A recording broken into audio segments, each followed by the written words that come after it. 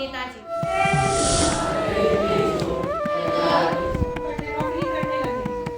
लेकिन भारत माँ के वीर सपूत को आखिर अंग्रेजों की हुकूमत कब तक स्वीकार होती। इसलिए उन्होंने वहां से अपने नौकरी को इस्तीफा देकर भारत वापस लौट आने का फैसला किया और भारत के इस महान आजादी के महान स्वतंत्रता में भाग लेने का फैसला किया। वे सभी के प्रेरणा स्रोत थे। उन्होंने सभी भारतवासियों को आजादी के इस संघर्ष में उनका साथ देने के लिए कहा। उन्होंने सभी भारतवासियों से वादा किया कि तुम मुझे खून दो, मैं तुम्हें आजादी दूंगा। और इन पंक्तियों के साथ मैं अपने वाणी को विराम देना चाहूंगी। है समय बड़ा तूफान प्रबल, पर्वत भी झुक जाया करते हैं। अक्सर दुनिया में लोग समय में चक्कर खाया करते हैं, लेकिन कुछ ऐसे होते हैं इतिहास बनाया करते हैं। इतिहास बनाया करते हैं। यह उसी वीर महान पुरुष की Now, I would like to call one of our students, Monalisa Datta, to the podium to tell us more about Netaji. And today, I am here to speak about a person who inspires millions like you and me.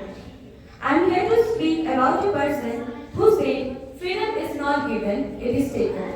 I am here to speak about a person who said, तुम मुझे खून दो, मैं तुम्हें आजादी दूंगा. Yes, I am here to talk about our inspiration, our beloved Netaji Subhash Chandra Bose. 127 years ago on today's date, Bharat Mata's one of the mightiest son was born. Netaji was born in the city of Cuttack of Odisha. His parents, Janakinath Bose and Prabhavati Devi, were respected in their community for all the good works they did.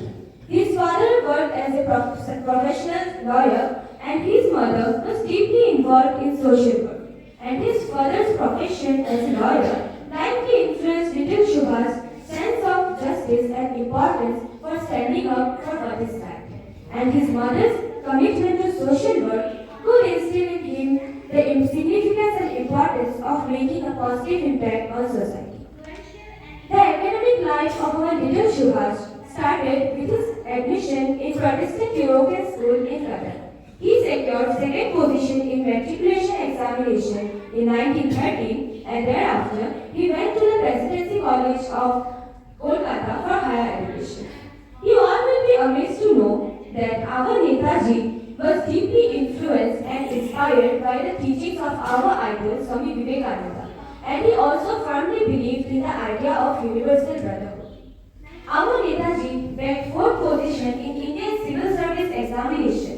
But because of his patriotism and respect for motherland, he refused to work under the British government. When in April 1921, Netaji heard about the nationalist turmoils in India, he came back to India from Cambridge and started the Swaraj newspaper for the promotion of the Bengal Provincial Congress Committee. He joined the non-cooperation movement begun by Mahatma Gandhi, and through this, he made his entry into the freedom struggle of India. In the year 1943, on 21st of October, the Azad Force was formed by Indian and Japanese collaboration.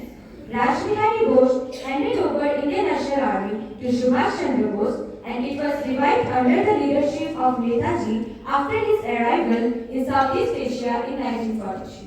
And from here, Netaji gave his famous slogan, Dilli Chalo and Tum mujhe khoon do, main tumhe azadi दूंगा. And then he declared war on the British. Netaji went to the Andaman Islands that had been occupied by the Japanese and hoisted there the flag of India for the first time on 13th of December 1943. Netaji said one individual may die for an idea, but that idea will, after his death, incarnate itself in 1,000 lives.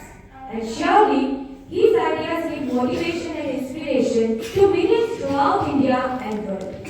We can learn many lessons from the life of this legend, from lessons of leadership to the lessons of service and sacrifices. He was born in a very well-to-do family, and he has also got a good government job. He could have lived a settled and comfortable life, but he left his life of comfort to give us the opportunity to live in a free nation. He chose a life of struggle and service to his motherland. And with this, he taught us that service is far more important and valuable than comfort. He taught us that no real change in history has ever been achieved. On the birth anniversary of this legend, I pay my heartfelt homage to his great soul, and on behalf of each one of us, I profusely thank him for all the contributions he made that enabled us today to live the life we are having. And at last, I wish you all Shubh Parakram Divas. Thank you. Jai Hind, Jai Bharat. Respected Principal Sir, esteemed teachers, and my beloved students. It's really an honor for me to get the opportunity to pay homage to and shed light on the remarkable life of Netaji Subhash Chandra Bose.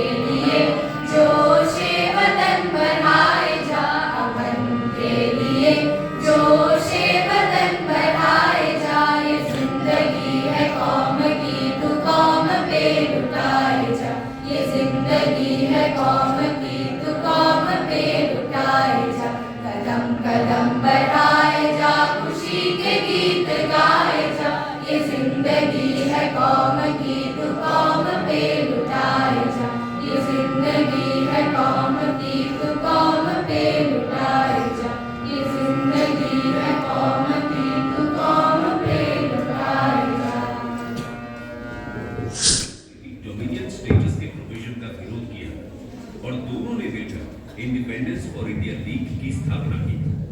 दोनों leaders अब independence से कम कुछ नहीं चाहते।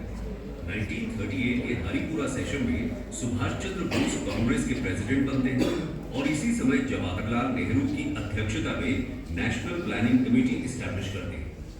बोस और नेहरू दोनों ही socialism के strong supporter थे और कांग्रेस में यंग ब्रिगेड को रिप्रेजेंट करते थे।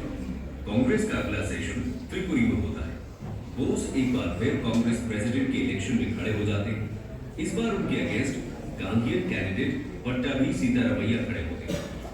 इलेक्शन में बोस जीत जाते हैं, लेकिन गांधी जी उनके साथ काम करने से मना कर देते हैं, क्योंकि दोनों की पॉलिटिकल और इकोनॉमिक आइडियोलॉजी मैच नहीं होती। इकोनॉमिक फ्रंट पर जहां गांधी जी ट्रस्टीशिप थियरी में विश्वास करते थे, वहीं बोस सोशलिज्म को फेवर करते थे।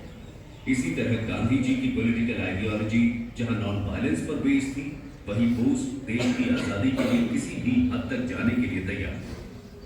गांधी जी के साथ इन्हीं फंडामेंटल डिफरेंसेस के चलते बोस कांग्रेस प्रेसिडेंट की पोस्ट से रिजाइन कर देते हैं। कांग्रेस से बाहर बोस 19